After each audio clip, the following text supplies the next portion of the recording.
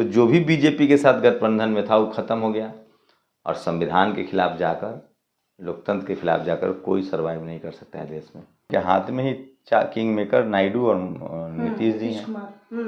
अगर वो इंडिया गठबंधन में होते तो प्रधानमंत्री उनको घोषित किया जाता तो वो जरूर आज इंडिया गठबंधन, अगर मायावती जी और नीतीश कुमार होते इस गठबंधन में तो बीजेपी को 5 सीटें नहीं आती। नरेंद्र मोदी 1.5 लाख से जीते हैं, कहाँ 400 पार कह रहे थे, 240 पर अटक गए। संसद में बहुजन की बात करने वाले लोग जाएं, जैसे चंद्रशेखर भाई चुनाव जीते हैं। चुनाव को जो पैसे का खेल बना दिया गया है वो परसेप्शन टूटा है और जनता की मदद से चुनाव लड़ा भी जा सकता है। जो चुनाव वैशाली से आपने ऐलान किया, फिर बहुत मजबूती से लड़े, समर्थन मिला, लेकिन ये कैसा दौर रहा? अच्छा दौर था और चुनाव में मैं इस देश के तमाम दलित, पिछड़े, आदिवासी, किसान, अल्पसंख्यकों से कह रहा हूँ कि राजनीति में अपनी भागीदारी निभाइए और समाज के लिए काम कीजिए। अब दौर आ रहा है कि दलितों को, पिछड़ों को, आदिवासियों को, किसानों को लोग वोट देंगे। जो समाज के लिए काम करे उसको वोट दे। सोचिए नरेंद्र मोदी 1.5 लाख से जीते हैं, कहाँ 400 पार कह रहे थे, 240 पर अटक गए हैं। तो दलित, पिछड़े, किसान, अल्पसंख्यक, आदिवासी एकजुट हुए हैं और मेरी कोशिश है कि संसद में बहुजन की बात करने वाले लोग जाएं, जैसे चंद्रशेखर भाई चुनाव जीते हैं। मैं शॉर्ट टर्म में, मेरा चुनाव मैंने क्यों लड़ने का फैसला किया, वहाँ से मुन्ना शुक्ला को न टिकट मिलता, न वो जातिवादी शब्द बोलते और न मैं उनके खिलाफ चुनाव लड़ने जाता और वो हार गए चुनाव। सवाल है कि ऐसे लोगों को जिनके दिमाग में जातिवाद भरा हुआ है, जो खुलेआम गाली दे रहे हैं, उनको कोई कैसे वोट देगा, क्यों वोट देगा? तो जिसके खिलाफ लड़ाई थी हम लोग लड़े। रही बात, पूरे देश ने बीजेपी के खिलाफ भी लड़ाई लड़ी है। बीजेपी भी सत्ता से बाहर ही समझिए, जो लोग, अब तो मिलीजुली सरकार चलेगी। तो हम लोग को जिम्मेदारी लेनी पड़ेगी आगे आकर, और वही जिम्मेदारी मैंने ली और 20,000 से ज़्यादा वोट आए हैं। लेकिन सवाल है कि हम लोग चुनाव को जो पैसे का खेल बना दिया गया है वो परसेप्शन टूटा है और जनता की मदद से चुनाव लड़ा भी जा सकता है। आपने कहा था कि न धन बल न बाहुबल, बहुजन चलेगा, तो क्या बहुजनों का उस प्रकार से समर्थन नहीं मिला आपको? देखिए, इस बार मोदी जी के खिलाफ लहर थी, नरेंद्र मोदी के खिलाफ, तो वहाँ एक था। दूसरा कि चुनाव का एक अपना डायग्राम भी है। लोगों ने 20,000 वोट लाना आसान बात नहीं है। आप 15 दिन पहले, हम तो मुन्ना शुक्ला के खिलाफ चुनाव लड़ने गए थे ना, वो, मैं तो पत्रकार हूँ। राजनीति में मैं इसलिए गया क्योंकि ये समाज की प्रतिष्ठा की लड़ाई थी। दलित, पिछड़े, किसान, अल्पसंख्यक, जिस तरह से उन्होंने गाली दी, जाति सूचक शब्द बोला, कि मैं उनके खिलाफ लड़ूंगा और जनता ने बहुत सम्मान दिया, मान दिया। लेकिन मोदी के खिलाफ कैंपेन थी, मोदी के खिलाफ लोगों को वोट करना था और मैं ये भी देख रहा था कि मैं जो सामाजिक आंदोलन कहाँ तक पहुँचा है, तो ग्राउंड तक पहुँचा है। और पूरे देश में आप देख ही रहे हैं कि किस तरह से मोदी के खिलाफ लहर थी। हमारी पार्टी भी देश की कहीं भी चुनाव नहीं जीत पाई है, उसका भी असर था। लोगों ने जो परसेप्शन बना दिया कि बीएसपी बी टीम है, उसका भी असर था। बीएसपी को बी टीम बताया गया और अब जिस प्रकार से देखा जा रहा है कि भारी बहुमत की बात कही जा रही थी, इस बीच में आकाश आनंद को उनके पद से हटा दिया गया, उस पर आपकी क्या प्रतिक्रिया? हमें लगता है कि जो भी बीएसपी तो बीजेपी के गठबंधन में नहीं है। सोचिए, जो लोग गठबंधन में थे वो कहाँ चले गए। संजय निषाद की पार्टी 0, राम राजभर की पार्टी 0, नीतीश जी के भी 3 सीट कम गए। पहले 15 थे उनके सांसद, अब 12 हो गए। चिराग पासवान के भी घटे हैं। महबूबा मुफ्ती साफ हो गई। जगन मोहन रेड्डी समाप्त। आप देखिए कि नवीन पटनायक समाप्त हो गए। तो जो भी बीजेपी के साथ गठबंधन में था वो खत्म हो गया। हम लोगों पर मीडिया ने, मनुवादी, जातिवादी मीडिया ने बीएसपी पर जो आरोप लगा रखा है, परसेप्शन बना दिया, उस वजह से पार्टी का नुकसान हुआ। तो जो बीजेपी के साथ गठबंधन में थे वो भी खत्म हो गए और जिन पर परसेप्शन, तो जो बीजेपी, तो इसलिए बीजेपी के खिलाफ बहुत ज़्यादा गुस्सा था। ये जो बीजेपी को सीटें आई है 240 भी, ये सीट दरअसल सेटिंग गेटिंग का सीट है। ये चुनाव आयोग के दम पर तमाम जो चपरासी से लेकर चीफ जस्टिस तक जो इस देश में मनुवादी कांग्रेस के दौर से अब तक बैठे हुए हैं, सेटिंग की वजह से। तो बीजेपी का तो सुपरा साफ होना था। तो बीजेपी के साथ जो अनुप्रिया पटेल 2 सीट थी पहले, अब 1 सीट हो गई। तो इस कदर दलित, पिछड़े, किसान, आदिवासियों का गुस्सा था बीजेपी के खिलाफ कि वो कुछ भी नहीं देख रहे थे। जो जहाँ से बीजेपी को हरा है उसको वोट दे रहे थे। लेकिन बीएसपी के बारे में क्या कहेंगे? कहा जा रहा है कि बीएसपी अब उतनी मजबूती से जो है ज़मीनी स्तर पर काम नहीं कर रही है, लड़ती नहीं है। नहीं, ऐसा नहीं है। पार्टी के आला कमान इस पर फैसला लेंगे, लेकिन बीजेपी के खिलाफ जो खुलकर आएगा अगले 5 साल, वो फिर से 2029 में बेहतर प्रदर्शन करेगा, ये मुझे भरोसा है। बताया जा रहा है कि बीजेपी की बी टीम की तरह ही 16 सीटों पर सुप्रीमो मायावती ने काम किया। तमाम ऐसी खबरें चल रही हैं। देखिए, ये तो लोग बोलेंगे ही। अब मैं कह रहा हूँ जो बीजेपी के खिलाफ जो पार्टियां लड़ी, जो बीजेपी के साथ लड़ी, वो तो खत्म हो गई। मैंने आपको नाम गिनाया। जिनके बारे में ये राय बना दिया गया कि भाई ये बीजेपी के साथ हैं, उनको भी नुकसान हुआ है। बीजेपी की बी टीम है, उनको भी नुकसान हुआ है। तो अब साफ है कि जो बीजेपी पर खुलकर हमला करेगा उसको फायदा होगा। आपको लगता है कि गठबंधन से अगर टिकट मिलता तो शायद मतलब वीणा देवी वहां से ना जीत पाती और शंभू कुमार सिंह जीत पाते? वैशाली से मैंने रास्ता बना दिया है। कोई दलित बैकवर्ड ही अब चुनाव जीतेगा, अल्पसंख्यक ही चुनाव जीतेगा अगली बार। जी। वीणा देवी की जीत की वजह क्या लगती है आपको? बीजेपी, मैंने कहा ना, बीजेपी सेटिंग से जीत रही है। सेटिंग, वो धनाढ़ हैं, पैसे बांटते हैं लोग, धनाढ़ हैं। उन्होंने बीजेपी के लोग जो जैसे जीते हैं वैसे उसी वजह से वो जीती हैं। अब देखिए ना, अभी मैं एक पोस्ट देख रहा हूँ, 7 कन्हैया जैसे लोग, 7-7 हज़ार से लोग, सब जगह एक ही तरह से लोग हारे हैं। तो ये चुनाव बीजेपी की जो भी सीटें आई है, वो तमाम जो सिस्टम है, चुनाव आयोग से लेकर ईवीएम से लेकर सेटिंग गेटिंग, चपरासी से लेकर चीफ जस्टिस तक उनकी मदद करे, उसकी जीते। जनता उनके खिलाफ है। तो बीणा देवी भी अगली बार चुनाव हार जाएंगी। बस शर्त इतनी है कि किसी बैकवर्ड को टिकट मिले। अगर इस बार भी किसी बैकवर्ड को टिकट देते गठबंधन के लोग, तो वो हार जाते। मुन्ना शुक्ला गलत चेहरा था। मुन्ना शुक्ला तो बिल्कुल टॉलरेट, जो उन्होंने जाति सूचक शब्द बोला उसके बाद उनको कौन वोट देगा, क्यों देगा? उनको तो हराना ही था।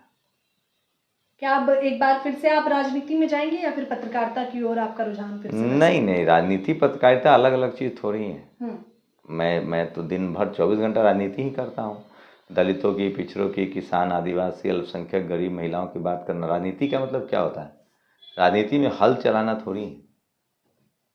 राजनीति में तो संविधान, अधिकार, इन्हीं की बात करना है ना। तो वो तो मैं 365 दिन कर रहा हूँ। तो राजनीति से अलग है। विधायकी का चुनाव, क्योंकि इंतजार नहीं, तो मैं है। विधायक का चुनाव नहीं लड़ूंगा, मैं एमपी का चुनाव ही लड़ूंगा। जी। उसकी खासा वजह कोई? नहीं, कोई वजह नहीं है, मेरी अपनी एक समझ है। अच्छा, क्या क्या सीखने को मिला? मतलब हारने को तो नहीं, सीखने को बहुत कुछ मिलता है। तो सर, क्या क्या सीखा आपने? देखिए, हम लोग गरीब परिवार में पैदा हुए हैं। कुआं खोद के पानी पीना पड़ता है। बहुत चीज़ सीखे हैं, मैनेजमेंट सीखे हैं, कैंपेन का तरीका सीखे हैं, लोगों से कैसे मिला जाए। पत्रकारिता से थोड़ा डिफरेंट है ग्राउंड पर काम करना। तो वो सब सीखे हैं। अगले चुनाव में उसका असर दिखेगा। तो ये कौन कौन सी मुख्य कमियां आपको नजर आई? कभी समय दे। आप अगर आपको लोकसभा चुनाव लड़ना है तो आपको क्षेत्र में लगातार रहना पड़ेगा। लोगों के सुख दुख में वहाँ शामिल होना पड़ेगा। सुप्रीमो मायावती को जहां सर्वोपरि समाज मानता है, बहुजन समाज, तो वहीं जब चंद्रशेखर आजाद नगीना से जीत जाते हैं तो लोगों का कहना है कि अब सुप्रीमो मायावती से निगाह हटाकर लोग चंद्रशेखर आजाद पर निगाह डालेंगे और उभरता हुआ चेहरा है। अब ये तो कुछ नहीं, दोनों बहुजन समाज के। मायावती जी बड़ी आदमी है, चंद्रशेखर भाई भी संघर्ष करके आ रहे हैं। तो अच्छी बात है। बहुजन समाज में हर घर से नेता निकले, अच्छी बात है। चंद्रशेखर आजाद मायावती की जगह ले पाएंगे? कोई किसी की जगह नहीं ले पाएगा। सबकी अपनी अपनी पहचान है। मायावती जी बहुत सम्मानीय है, चंद्रशेखर भाई भी सड़क के आंदोलन के लोग हैं। 400 पार का सपना चकनाचूर हो गया। 400 छोड़िए, 250 पार करना मुश्किल हो गया बीजेपी के लिए। उसकी मुख्य वजह क्या लगती है? देखिए, जो भी दलित, पिछड़े, आदिवासी, किसान, अल्पसंख्यकों के हकों के खिलाफ जाएगा वो बाहर जाएगा सत्ता से। 2014 में कांग्रेस क्यों हारी थी? क्योंकि उन्होंने वो बैकवर्ड दलित, पिछड़ों के अधिकार खत्म कर दिए थे। 3 ब्राह्मण नेता सत्ता चला रहे थे, प्रणब मुखर्जी, पी चिदम्बरम और कपिल सिब्बल। कांग्रेस, बीजेपी वही पिछड़े के नाम पर आई, मोदी, नरेंद्र मोदी। और 10 साल में उन्होंने मनुवाद, जातिवाद को जिंदा कर दिया। लक्ष्मण यादव की नौकरी गई, रितु के साथ क्या हुआ? मेरे साथ 4 साल से नोटिस पर नोटिस, नोटिस पर नोटिस, रोज जेल बेल। तो अब इस देश में जाति जनगणना के खिलाफ वोट, जाति जनगणना नहीं कराएगा, रिजर्वेशन ना देगा, प्राइवेट में रिजर्वेशन ना आएगा, कोलेजियम ना हटाएगा, बैकलॉग ना हटाएगा। बैकवर्ड दलित बहुत अब आगे बढ़ गए हैं और वो अपने अधिकार के लिए सजग है। जो दलित, पिछड़े, किसान, अल्पसंख्यक, आदिवासी, गरीब, बहुजनों की बात करेगा वो उसी के हाथ में सत्ता आएगी। जी। राजनीति को फिलहाल आप कैसे देख रहे हैं बतौर पत्रकार, क्योंकि नीतीश कुमार पे कहा जा रहा है कि वो पलटू राम है और कभी भी पलटी मार सकते हैं। ये सब बहुत गलत बात है। जो दलित पिछड़े समाज से लोग हैं वो देश की सेवा करते हैं, और राजनीति में कब किसके साथ कोई गठबंधन करेगा, इसमें पलटू वाली क्या बात है। कौन सी ऐसी पार्टी है जो किसी के साथ गठबंधन नहीं करती है। नरेंद्र मोदी जैसे लोग, अमित शाह जैसे लोग, राहुल गांधी जैसे लोग, ये तमाम जो जो करतूत कांग्रेस की थी वही करतूत बीजेपी ने भी 10 साल में किया, तो ये भी जाएंगे। कांग्रेस अपने आप को बदल रही है, कह रही जाति जनगणना, आरक्षण, संविधान बचाओ। देखते हैं, अभी नरेंद्र मोदी ही खुद 5 साल सरकार चलाएंगे, तो वहाँ तो चंद्रबाबू नायडू हो, नीतीश जी हो, चिराग पासवान हो, सब दलित पिछड़ों के सहयोग से चुनाव लड़ रहे हैं। तो देखते हैं कि आगे वो कैसे चलाते हैं। अब बिना दलित, बिना बहुजन के बात किए हुए कोई सत्ता में नहीं रह सकता है। जब कांग्रेस में कांग्रेस राज था तो क्या उस दौरान बहुजनों की बात की जाती थी? नहीं, क्योंकि एक लंबे समय तक वो सरकार 60 साल उन्होंने ठगाया, तभी तो सत्ता से बाहर आए। 10, अब बीजेपी, अब तो देखिए, पहले 60 साल तक ठगाया लोग, मोदी बीजेपी ने 10-15 साल ठगा है। अब लोग समझदार, अब जो काम नहीं करेगा उसको लोग हटा देंगे। अब बहुजन, बैकवर्ड, दलित पिछड़े, कॉलेज 70% तक लोग शिक्षित हो चुके हैं 10 साल 5 साल में। और सबसे बड़ा है बहुजनों के पास अपना मीडिया है, ज्योति यादव है, शंभू कुमार सिंह जैसे लोग हैं। तो अब बहुजन बहुत सचेत हो गया, बहुत जागरूक, जो उसकी बात करेगा वही राज करेगा। अब वो किसी दल को नहीं बख्शेगा। अगर उसके अधिकार गए, संविधान पर आँच आया, नौकरी गई, रिजर्वेशन खत्म हुआ, प्राइवेट सेक्टर में रिजर्वेशन नहीं लागू हुआ, अब अगर सेना की मजबूती नहीं हुई, राष्ट्र को मजबूत नहीं किया गया, कोई सरकार अब बैकवर्ड, दलित पिछड़े, आदिवासी, किसान और देश से बेईमानी करके अब नहीं चलेगा। लोग कहते थे कि नरेंद्र मोदी अजय हैं, 45-55 न जाने का 100 साल राज करेंगे। परमात्मा बकायदा वो बैठ भी गए, भक्ति में लीन हो गए कि परमात्मा का रूप है। तो बैकवर्ड दलितों ने जगह बता दिया। अब कोई बहुजन के खिलाफ जाकर चुनाव नहीं लड़ सकता है, संविधान के खिलाफ जाके नहीं बोल सकता है। समाज बहुत सचेत हो गया है। दलित, पिछड़े, किसान, अल्पसंख्यक, आदिवासी, गरीब एकजुट हो गए। अयोध्या में क्योंकि बीजेपी को बुरी हार मिली है, जिसके बाद तमाम लोग ट्वीट कर रहे हैं कि अयोध्या में रहने वाला कोई भी हिंदू योगी जी को डिजर्व ही नहीं करता है। ये सब बेईमान लोग हैं जो धर्म की राजनीति की बात कर रहे हैं। वहाँ दलित, पिछड़े, किसान, अल्पसंख्यक, हर लोकसभा में दलित, पिछड़े, किसान, अल्पसंख्यक 90% है। जो लोग धर्म के नाम पर वोट मांग रहे हैं और जो लोग अब धर्म के नाम पर बात को, सब दोनों बेईमान हैं। ये चुनाव नेता, पॉलिटिकल पार्टी ने लड़ा, गरीब लोगों ने लड़ा है। दलितों ने, पिछड़ों ने, आदिवासियों ने, अल्पसंख्यकों, उन्होंने 50 डिग्री टेम्परेचर में वोट दिया है, उनकी जाने गई। उन्होंने अपने अधिकार के लिए वोट दिया है, संविधान बचाने के लिए खिलाफ, मोदी के खिलाफ वोट किया, अमित शाह के खिलाफ वोट किया है। इसमें धर्म का कोई लेना देना नहीं। लेकिन मोदी जी ने तो बार बार कहा कि मुस्लिम विरोधी अगर कोई रहा है तो वो तो विपक्ष रहा है, हम कभी नहीं रहे। मैं तो ईद पर भी जाता था, मिठाइयाँ भी खाता था, बकायदा सारे त्योहार मनाता। अब वो क्या बोलेंगे नहीं पता, लेकिन वो संविधान विरोधी काम कर रहे थे। दलित, पिछड़े, किसान, अल्पसंख्यक विरोधी के जो कांग्रेस कर रही थी, उसी काम को नरेंद्र मोदी आगे करा रहे थे, उनको भी हटा दिया गया है। कांग्रेस पे इस बार विपक्ष पे भरोसा जताया, क्या लगता है सर? देखिए, मैं कहा ना, क्योंकि उन्होंने मुद्दा रखा आदिवासी समाज, आरक्षण, तमाम बड़ी बड़ी जो बातें। बैकवर्ड, दलित, पिछड़े बात कर, अब उनको काम भी करना होगा, बात भी कर रहे हैं, काम भी करना होगा। पहले तो लोग बात ही नहीं करते थे इन सब मुद्दों पर। बाबा साहेब मान्यवर साहब लड़ रहे थे, लालू यादव, जगदेव प्रसाद लड़ रहे थे, रामस्वरूप वर्मा लड़ रहे थे। अब तो सबके मुंह पर, जवान पर यही मुद्दा है। और ये हुआ है सोशल मीडिया की वजह से। 10 साल से जो हम लोग काम कर रहे हैं, जो बहुजन की बात करेगा वो दिल्ली पर राज करेगा। वोट हमारा, राज तुम्हारा, नहीं चलेगा, नहीं चलेगा। अब समाज बहुत सचेत है, और कोई भी सरकार अब मिली जुली सरकार होगी, और मिली जुली सरकार ज़्यादा अच्छी होती है। बीते 10 सालों में आपने कहा, और बीते लंबे अरसे में बहुजन समाज में बदलाव देखा आपने, कहाँ लगता है कि इस क्षेत्र में बदलाव देखने को मिला?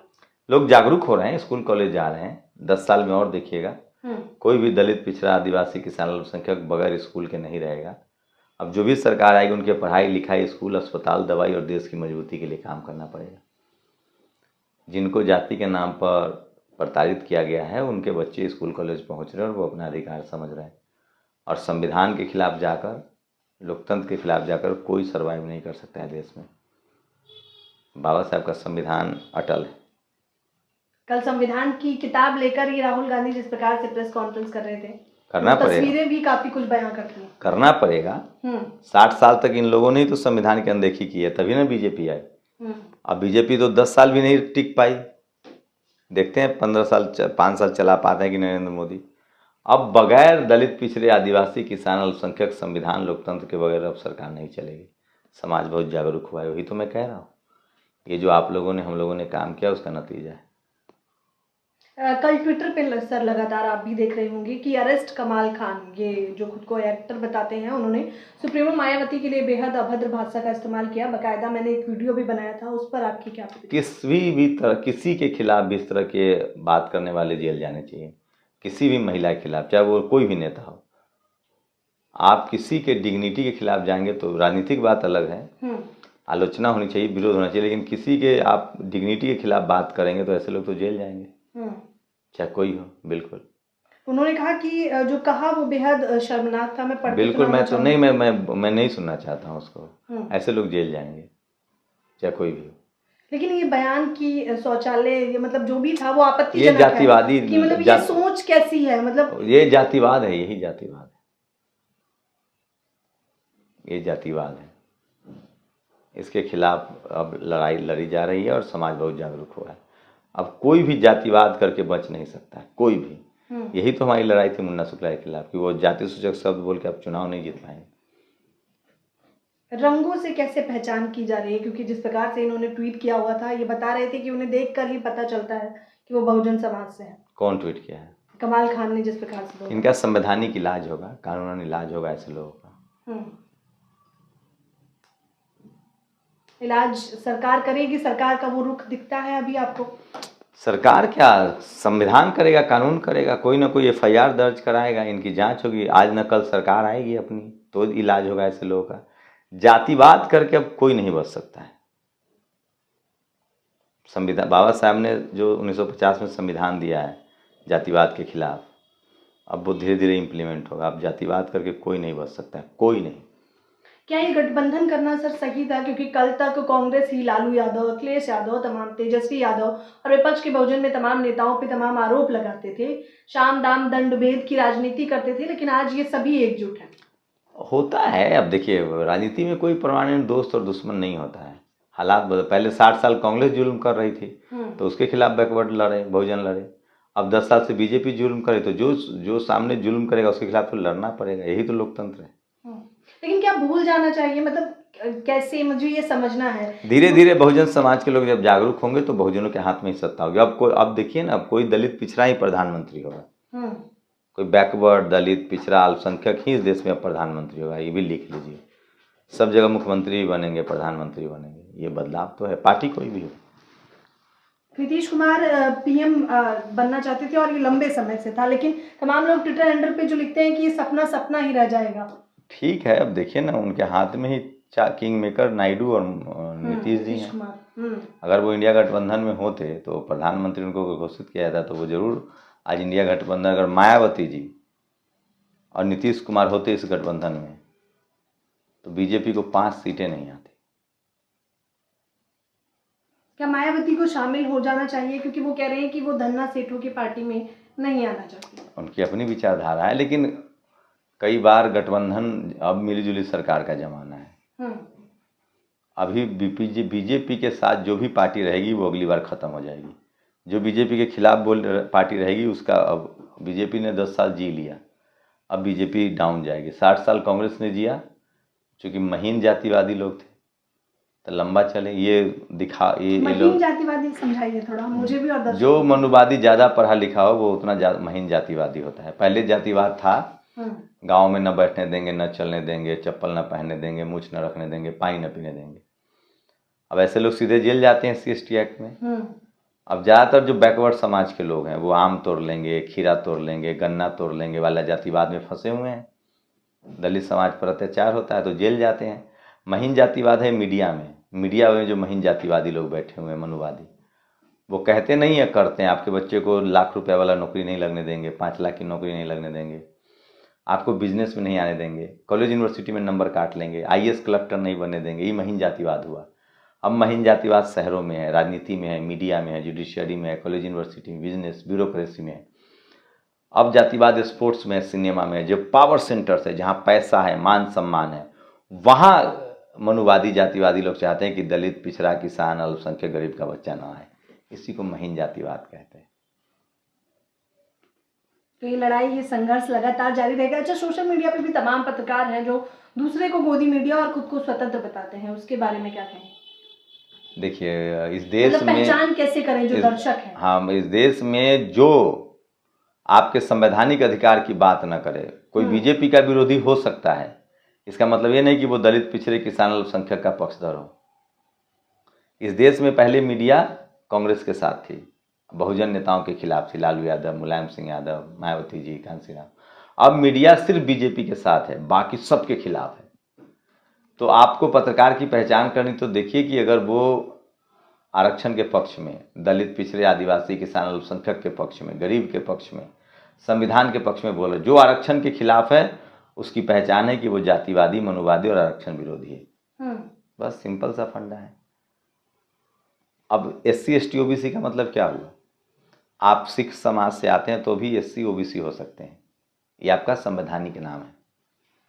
आप हिंदू हो सकते हैं तो भी आप SC ST OBC हो सकते हैं। आप ईसाई हो सकते हैं तो भी शेड्यूल ट्राइब में हैं। आप मुसलमान हैं तो भी आप OBC ST हैं, आपका जो संवैधानिक अधिकार है। तो देखिए कि कौन SC ST OBC के पक्ष में बोल रहा है, वही बहुजन है, वही संवैधानिक पत्रकार है। जो SC ST OBC के अधिकारों के खिलाफ है वो जातिवादी, मनुवादी है, वो अपनी जाति के पक्ष में। मायावती पर कितनी अभद्र टिप्पणी हुई, बावजूद इसके किसी भी मेन स्ट्रीम चैनल ने, मेन स्ट्रीम छोड़िए, जो खुद को स्वतंत्र पत्रकार बता रहे हैं, उन्होंने एक ट्वीट तक करना। अरे भाई, दो लोग, एक सांपनाथ है, एक नागनाथ है। एक भाई गुटका, बीजेपी का विरोध बहुजन का समर्थन कैसे हो गया? एक भाई लोग, एक मनुवादी टीवी अखबार में बैठ के बीजेपी के साथ है, दूसरा मनुवादी लोग सोशल मीडिया पर बीजेपी के खिलाफ है। मतलब एक भाई गुटखा बेचता है, एक भाई कैंसर का अस्पताल चलाता है, एक भाई के यहाँ से गुटखा खा के बीमार पड़ी, एक भाई के यहाँ से इलाज कराई। मैंने आपको बताया ना, जो भी दलित, पिछड़े, किसान, अल्पसंख्यक, संविधान और देश की बात करेगा वही बहुजन है। सीधा पहचानने का तरीका है। जो आपके अधिकार की बात करे, संवैधानिक अधिकार की, धार्मिक अधिकार की नहीं, संवैधानिक अधिकार की, जो आपको SP, DM, कलेक्टर, बिजनेस, खिलाड़ी ये बनने की बात करे, जज बनने की लड़ाई लड़े, वो आपका असली पत्रकार है।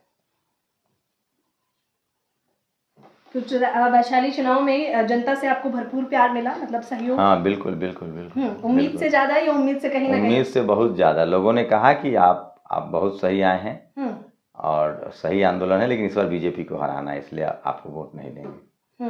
अच्छा, मतलब ये कहा भी गया? हाँ हाँ। तो आपने इसका मतलब विरोध नहीं किया कि उनकी विचारधारा छोड़िए, हमारी विचारधारा के बदौलत हमें वोट? मैंने कहा लोगों से, तभी तो आप सोचिए ना, 1 महीना में चुनाव लड़के आया हूँ, लोगों का समर्थन मिला, और वहाँ जातिवाद, मनुवाद के खिलाफ जो बिगुल बजा वो लंबा। वहाँ हर तीसरे दिन मर्डर होता है। अगर आप दलित, पिछड़े, किसान, अल्पसंख्यक की बात करेंगे तो आप राकेश पासवान की हत्या हुई, एक कुशवाहा समाज से हैं, मुखिया थे 2 बार, उनकी हत्या हो गई।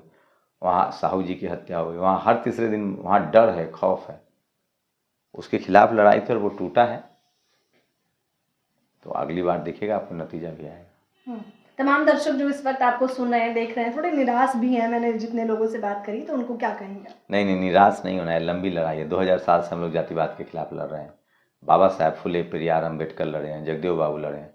पहली पीढ़ी मारी गई हमारी, दूसरी पीढ़ी जगदेव बाबू मारे गए, सोनीलाल पटेल की हत्या हुई है, दूसरी पीढ़ी जेल गई, शिबू सोरेन जेल गए, लालू यादव जेल गए, तीसरी पीढ़ी राज करेगी। वक्त आ रहा है,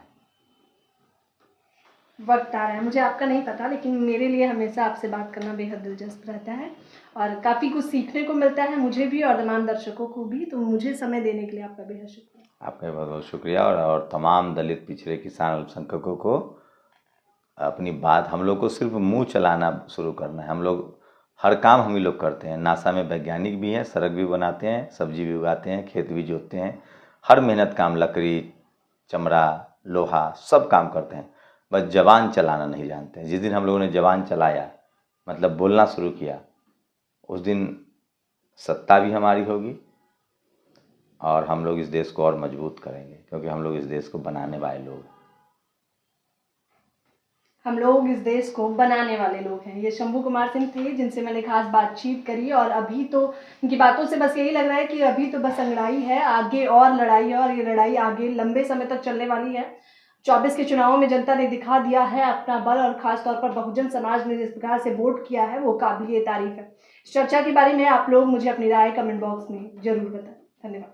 नेशनल दस्तक की आपसे गुजारिश है कि अगर इसको बचाना चाहते हैं तो नेशनल दस्तक को सब्सक्राइब करने के लिए रेड कलर के सब्सक्राइब बटन को दबाएं, फिर बेल आइकन की घंटी दबाएं। नेशनल दस्तक को बचाने के लिए बहुत जरूरी है कि हर खबर को शेयर करें, लाइक करें, कमेंट जरूर करें।